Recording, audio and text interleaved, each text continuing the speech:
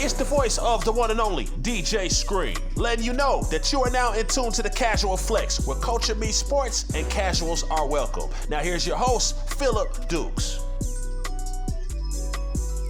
Yo, welcome to a very special edition of the Casual Flex. I'm your host, Philip Dukes, aka Dukes the Scoop. Check me out on Instagram and Twitter at Dukes D Scoop and on CBS 24/7 Sports, Auburn Undercover. Today I have one of the most underrated cornerbacks and NFL players from Auburn in history, Jerraud Powers from Decatur, Alabama. How you doing, bro?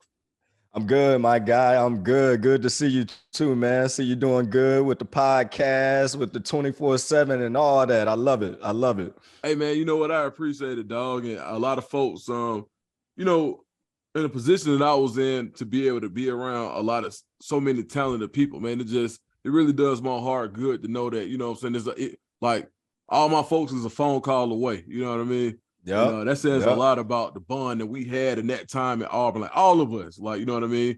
Like I was one of the older guys by the time you got there, but even being able to reach back and seeing somebody like you is like, oh yeah, bro, it's whatever. Like it does me a lot of good, man. That's why I appreciate it. No doubt. No doubt. That's what the Auburn family for. Nah, for sure. So, okay. Auburn family, right? Let's talk about it. How do you feel about Cadillac Williams being the first African-American head coach in Auburn history? Man, I think it's great. Not just because it's Lack and, the whole Auburn family, remembers Lack, loves Lack and all that. But to know somebody that, I guess that was so close to the football program as like I grew up idolizing Lack. Like I grew up watching Lack on Saturdays, seeing how he run the ball and then being recruited, getting to know him and all those things. So to see him to kind of be the head of the football program right now, man, it's like a surreal moment because I don't think we ever really, sat down and thought like one of us could be in that position. And It just shows you if you, keep your head down and keep working and doing what you supposed to do, that everything happened the way it's supposed to happen. I think it's a great opportunity for Lack. I mean, Lack just been in the college ranks, I think, since 2015. So he got he got a fresh record, just getting started in his coaching career pretty much. And so to see him to have this opportunity, man, I really hope that the guys get behind him and really play hard for him and really, kind of show some promise. Because, I mean, like I said, this is a huge opportunity for Lack, not just for Auburn football, but for Lack and his coaching career going forward. So if he can get them guys going out there on Saturday, giving it they all, I mean, that's all we can ask for, man. I'll be happy for Lack. I'm happy that he in this position right now. Now that's a really good perspective on things, and for somebody who has been in Jordan here, understands how electric how it can be down there. Tell me this: now for those that don't know, in 2006, when Auburn beat #1 Florida, there was a block punt that changed the game. Yeah, but the guy that blocked the punt is right here. How electric, like how loud did it get when you blocked that punt against Florida, #1 Florida at the time? Man, it was loud to the point to where you can kind of be standing right next to somebody and you couldn't hear a word they were saying. That's how loud it was. I mean, just to kind of feel your shoulder pads, start rumbling a little bit just from the roar of the stadium. That 2016 was a special team just because, I felt like we had a bunch of talent and really had an opportunity to do something. I think we finished 11-2. We lost to Georgia late, which, we beat Georgia. We probably go to the SEC championship, probably have a chance to play for a BCS of some form. But it was a special team. We had a lot of depth, a lot of talent, and I had a small role. I ended up winning the nickel job after the South Carolina game. And my biggest thing was the nickel and playing on special teams. That's how I knew I was going to make my name early on in my career. And when that opportunity came, man, you playing against the #1 team in the country with Florida, Chris Leak, and all these guys, Reggie Nelson, they had a whole squad, man. So for me to be able to make a play in that moment and kind of be remembered in Auburn history, because that's why you play. That's why you go to Auburn. That's why you go, you stay at home in state. You want to be remembered forever. And how our state is in the state of Alabama. You ain't got no professional team. So everybody look at Alabama and Auburn as the, the premier the top of the crop, type thing. So for me to make a play in that game and kind of be remembered, every time I go back to Auburn, somebody's kind of, reminded me of that play and how they felt and where they was at and everything that was going on. So it's kind of cool to be a part of, I guess, history in a sense when it comes to Auburn football. No, that and it's not, you definitely are a part of Auburn lore. Like you had to kick, like there are certain plays that people just remember, and that's one of them. I mean, at that time I came back to Atlanta and I was just coming down to visit, and as a matter of fact, I was coming down to see Trey Blackmon, and Trey was but before I left out of school, and so I was a super senior. By the time y'all saw me, I was on my way out, right?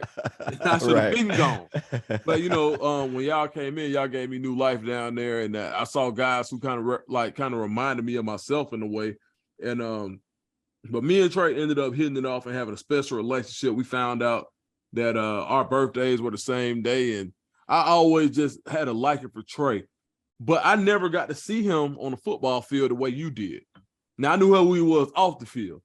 But on the field, I will always hear these stories about how good Trey Blackmon was. I even remember Tuberville said that Trey Blackmon was the closest thing that he saw to a Cadillac Williams on defense.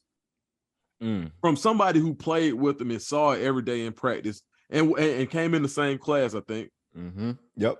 How good was Trey Blackmon, and how good could he have been?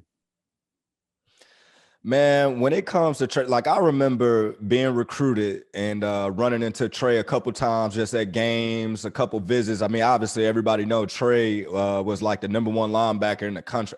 Trey could have went anywhere he wanted to go. And the first thing I remember a coach telling me was like, man, you got to see his highlight.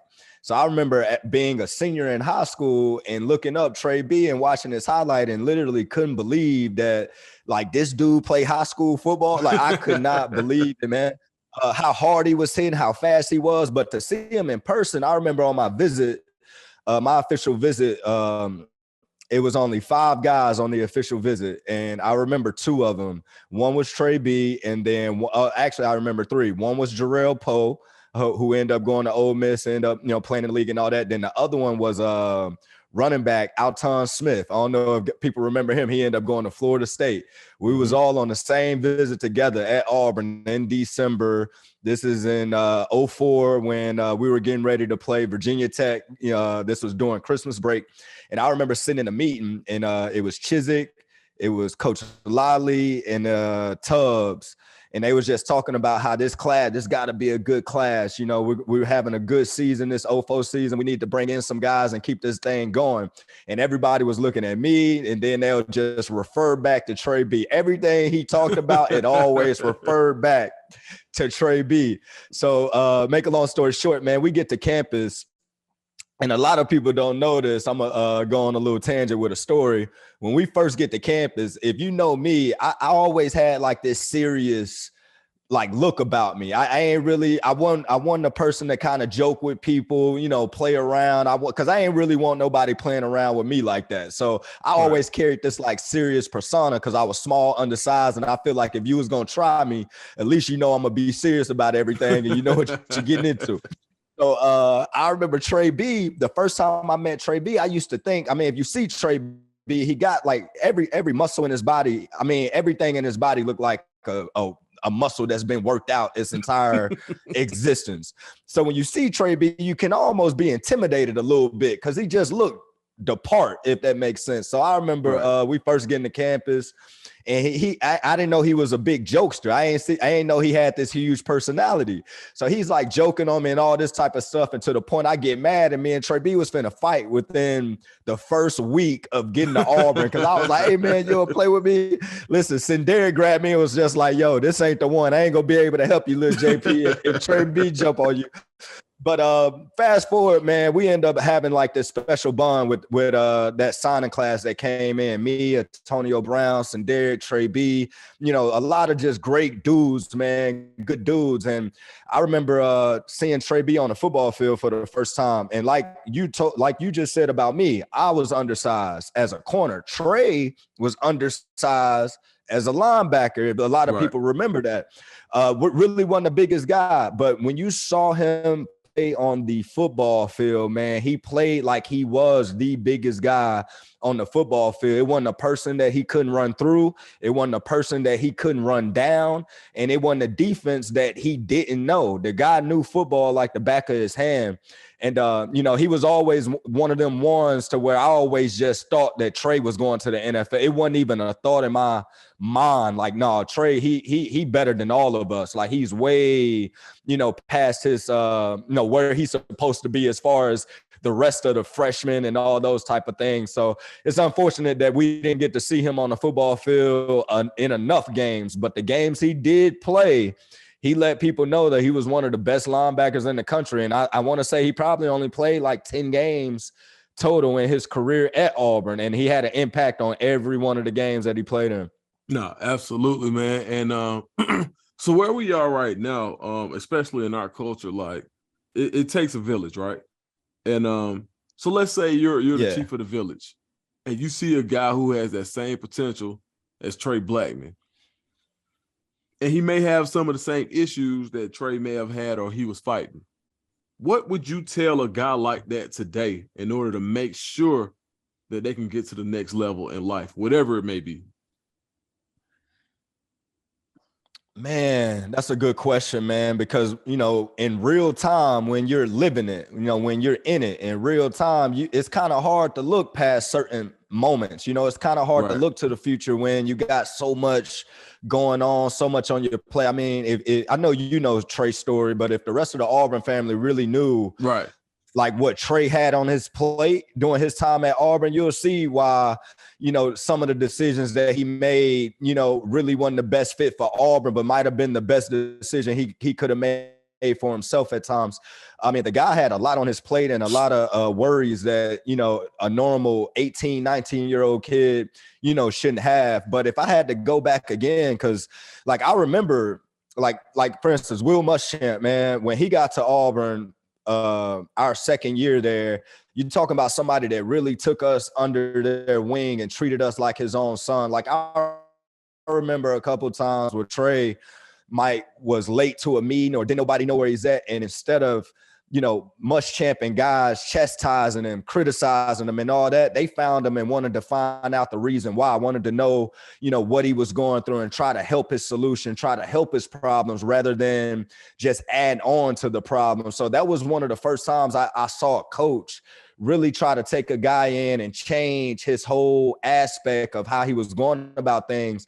And when we saw him doing it, it made everybody else kind of gravitate towards Trey as well to try to make sure that, we do everything in our power to try to save him before, something bad happened or anything like that. So if I had to tell somebody, that has potential, that might be going through some of the things that Trey going through, man, really take the help, really listen to the people that, that you got in your corner, that you for sure that they looking out for you and the best interest for you. And it's not just football. It's not just what you can do for me. You want guys in your corner that really care about you as a person. And I feel like Trey at one point at Auburn, he had that. Like I said, when Muschamp and, Coach Terry and all those guys, Coach Don and all them, like they really used to grab players in and try to save as many guys as they could.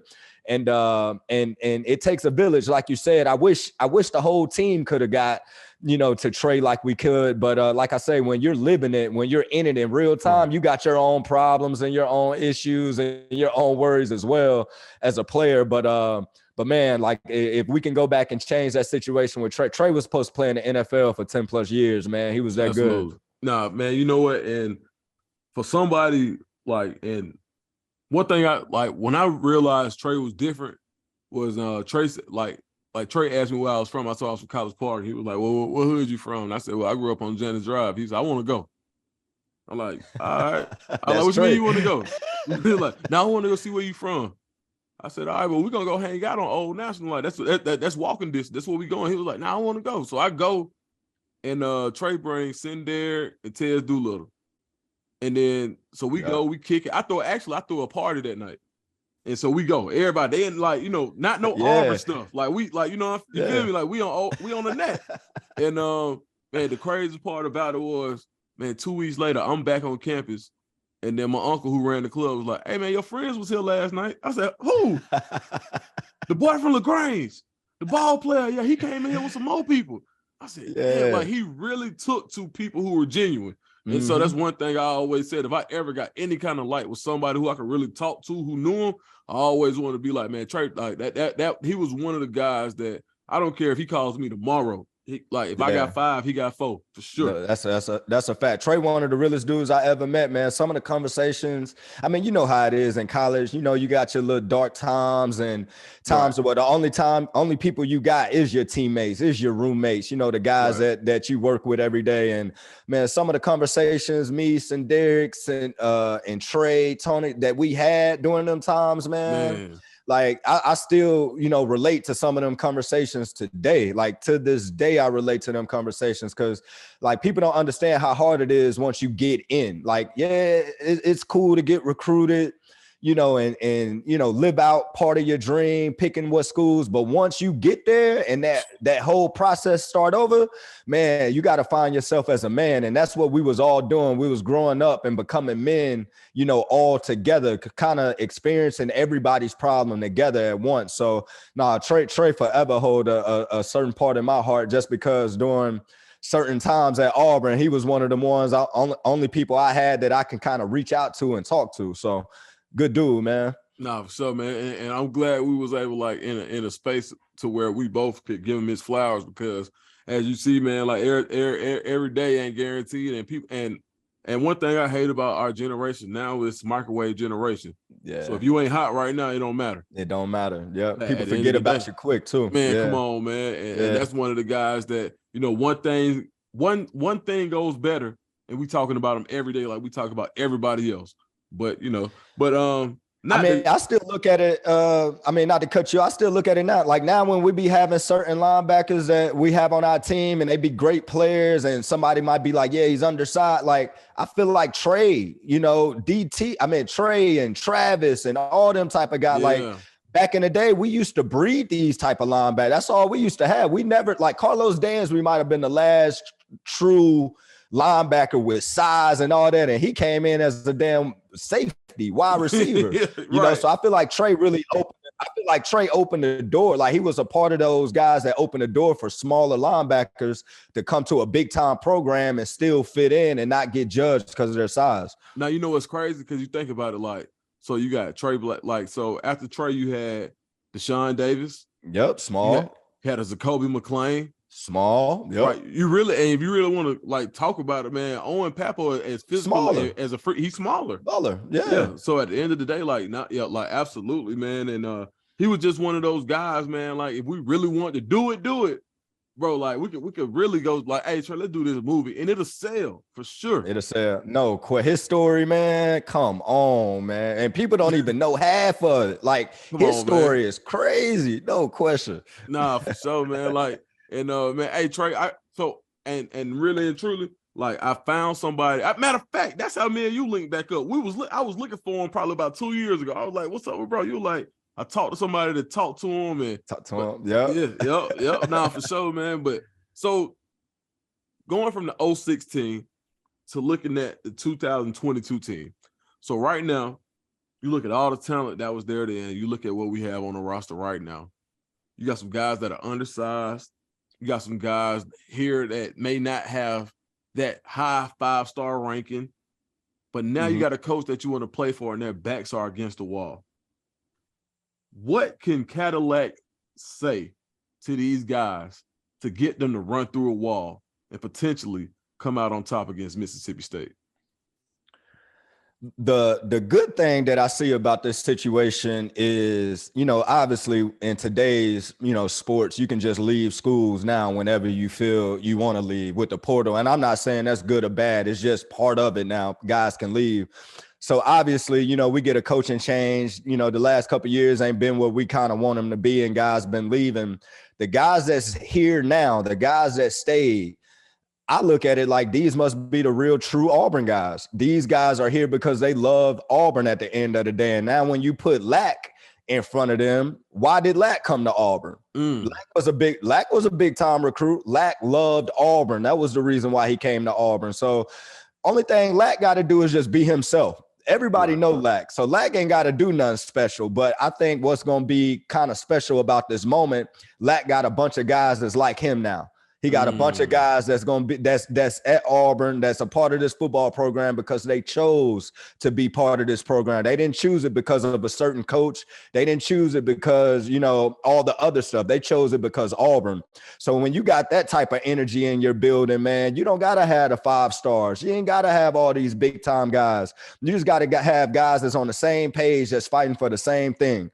And I think that's what we got right now. And I think going forward, I'm not saying we're going to win every game going forward, but I think you're going to see a competitive football team. You're going to see some guys that care about how they play. You're going to see some guys that care about Auburn football, you know, at the end of the day. And I think that's what's going to make this so special because, you know, everybody got an easy way out now. Like now you can just say you're not happy with what's going on and you can hit the portal and can't nobody do anything about it. So for these guys to stay in this, you know, tough moment, tough time during their, you know, football careers and all that and say, I want to stick through it and I want to play for Coach Lack and do all these things, man, I think that's special in itself. So I'm expecting Saturday for them guys to go out there and it just look like they're fighting for the same thing. Like I said, it ain't gonna be perfect because in this situation, it's a tough situation we're going through right now as a program for anybody that's ever been through a firing during the middle of the season or anything like that. So I'm not expecting stuff to be perfect, but I do expect to see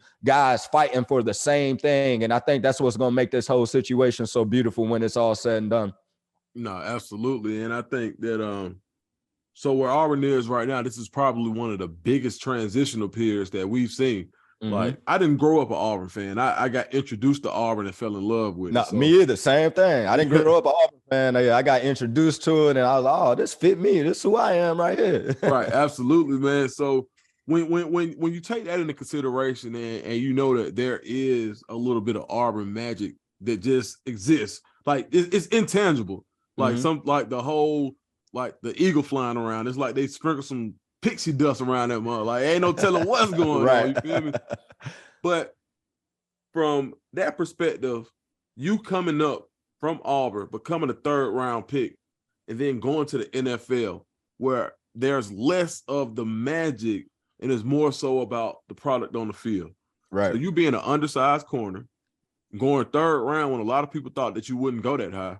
Coming in with these expectations on you, you're going to what ended up being a Super Bowl team your rookie year.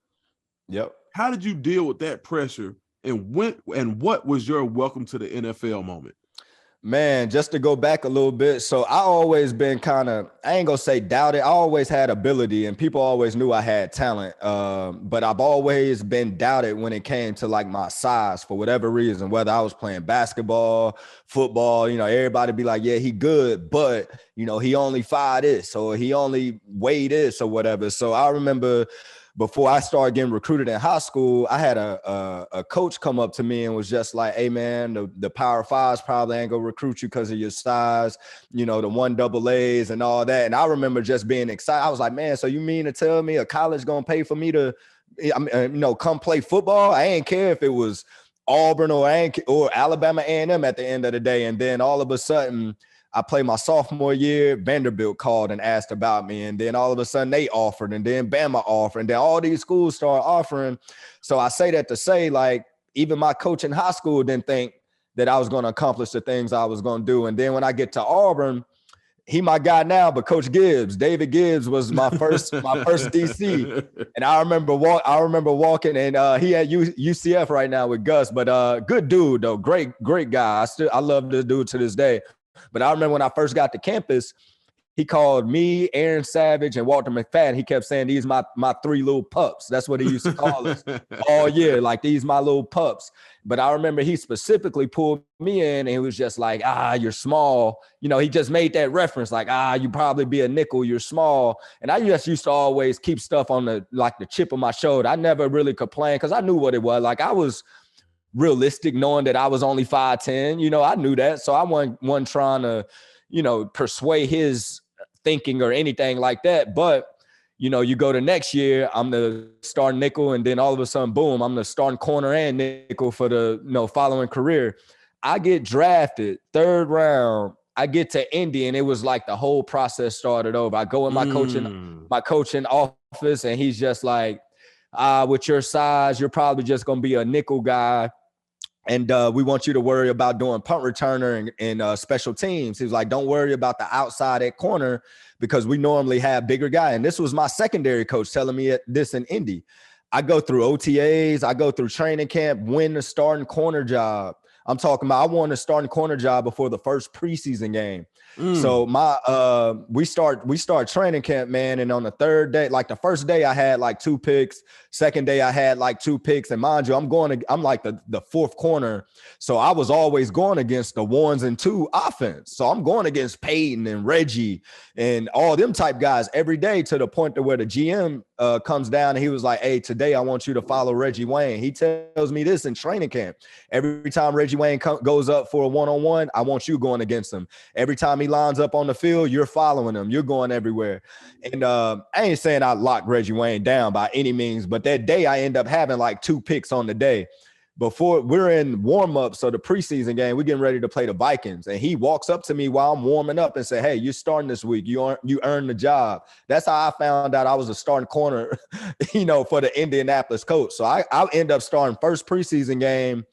And I started my whole career for 8 years. My last year in Baltimore, man, I went to Baltimore and told them, hey, I want to transition, getting ready to play safety. I'm thinking I'm going to steal a few years at the end of my career. I was like, yeah, let me just play the nickel. And I said, man, I'll transition and play safety and all that type of stuff. So that's the only reason why I didn't play really on the outside in Baltimore, because I went there wanting to be the third corner and transition. But I was an 8-year starter, as a 5'9" guy in the NFL. And the only reason why I think I was able to accomplish that is because everybody that told me I was too small, man, I just used to channel that energy for whatever reason and be like, man, I'm going to prove them wrong. And and I want to say that's why I end up having the success I had at Auburn and the success I had in the league, just because every practice, every game, I never felt like I made it. I never got comfortable, if that makes sense. I always felt like I had to prove myself. And that was the testament to me having a good career. No, it's okay. So you just said something that just kind of stuck out to me. You had to follow Reggie Wayne in the 1s. That's crazy. Oh, yes. All right. So now me just digging a little bit. I know you played against Randy Moss. I know you played against CEO. I know you had to see Chad. I know you had to see Ocho. So let me tell us, because we looking at these guys and you're a guy, see, in my eyes, I know you. And so for the casual fans that don't know who you are, and they might just see you and you 5'10", okay, cool. They don't know. So you ever seen somebody like an unassuming billionaire, and the guy you see an owner, he might walk by, you be like, damn, that's the owner? That's the owner, yeah. You're right. So it's like that. But then when you find out he's the owner, you want to ask him, you want to pick his brain. You like, hey, how did you do this? How did you do that? So for the guys that are watching this show, they want to ask you, who were the top 3 wide receivers that you played against? Ooh, man. So I came in the NFL in a cool little time to where you still had some older guys still in their prime, like when Randy was playing with the Patriots and Tom throwing 50 touchdowns and all that. So I'm during that time, Torrey Holt with the Rams, Isaac Bruce, Derek Mason in Baltimore when he got him when he was with Baltimore, Anquan Bolden, Larry Fitz, back in their primes, even Hans Ward with the Steelers, and all those type things. So it's kind of hard for me to say 3, but obviously I'm always have Randy Moss up there just off the strength of I've never seen somebody in person that's that fast, as far as that tall, that long. And I remember one time guarding him, and I won my matchups with Randy Moss. And I remember one time he ran a post on me, and it was like he hit a turbo button. And I remember I thought both of my hamstrings was about to pop trying to keep up. And he, how you can be next to somebody and they can feel like you struggling, right? And we're running back, and Randy don't talk trash. Randy normally have normal conversations out there on the field. And I remember jogging back, and he looked at me, he said, yeah, young fella, I can turn these legs on whenever I feel like it. That's how fast he was. And I was just like, Oh my God. But I'll say, man, I'm gonna say Reggie Wayne, obviously. And I know he was a teammate of mine, but to see what him and Peyton used to do every day at practice was just unbelievable. And that's really kind of helped me in my career as well, get to going against them two every day. So I'll say Randy, Reggie, and believe it, man, my toughest cover my first few years in the league, I'm gonna say Derek Mason, man. Derek Mason, when he was in Baltimore, like just the route running, the physicalness, the confidence, talking track, like he was trying to treat me like a rookie when I guarded him. He was one of the first receivers that was like, I'm gonna treat you like a rookie. I don't care how good people say you are or how well you playing. You still a rookie. So I'm gonna say them three guys. But Steve Smith obviously will be up there. Hans Ward, man, all them do. I played against some dogs now. Man, it's crazy. Steve Smith, man. Like, Steve Smith is one of my favorite receivers of all time. Steve is a asshole. Listen, he sent me a text. Look, he sent me a text probably about a month ago. Like, a picture runs across him catching a ball on me, and he sends a text to me talking about, hey, JP, you remember this? Just being funny.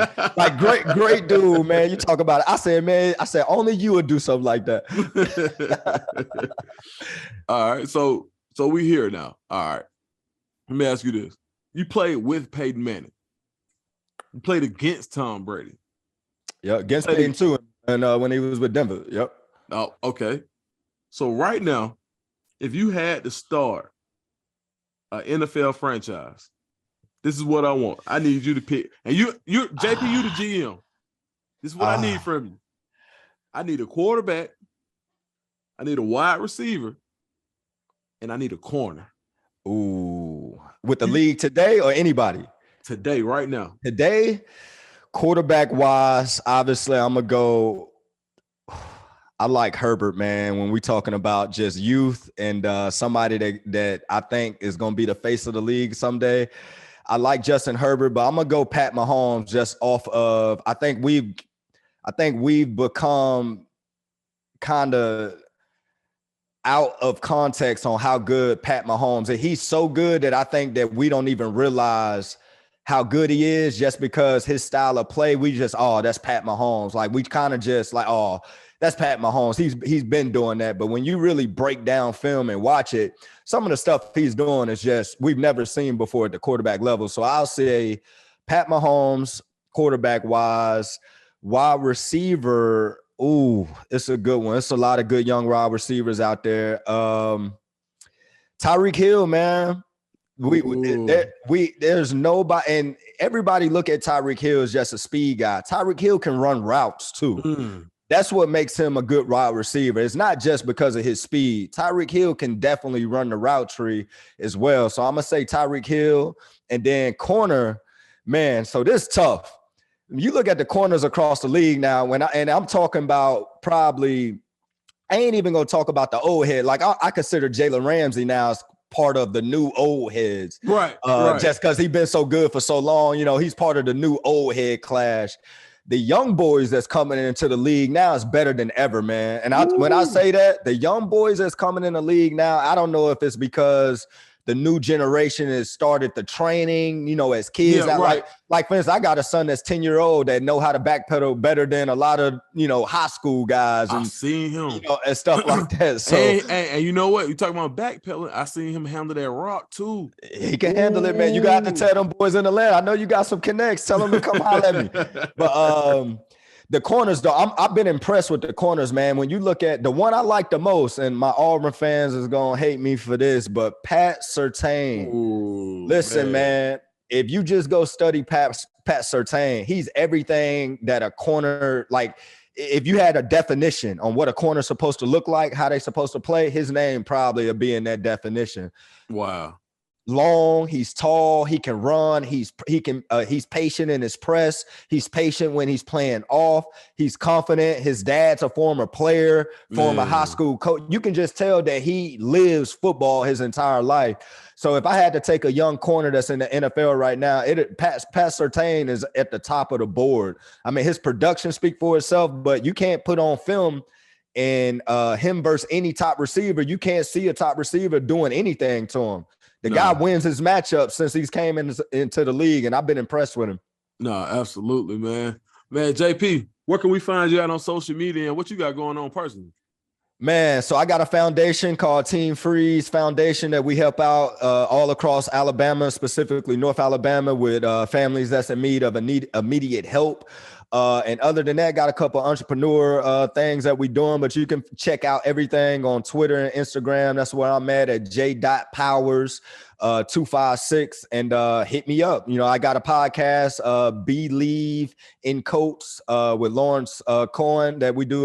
We talk about just coach football. Got another one called Secondary Perspective with Rashad Johnson, former Alabama safety, actually coaching with the Tampa Bay Bucks right now. But yep, that's us. You can find us on social media on all platforms. Man, first of all, JP, man, I appreciate you coming on. Man, great interview. Hey, we gotta do this again, like maybe sooner than later too, bro. Man, anytime. I'm gonna be at Auburn for the Texas A&M game. So for my Auburn people that's watching this, that'll be our home game. I think first home game. We need everybody to show up for that Texas A&M game in a couple weeks. No, for sure. Matter of fact, I'm finna make that a clip. We're gonna send that out for sure. Yeah, do that. Yes, sir. Appreciate it, JP. No doubt.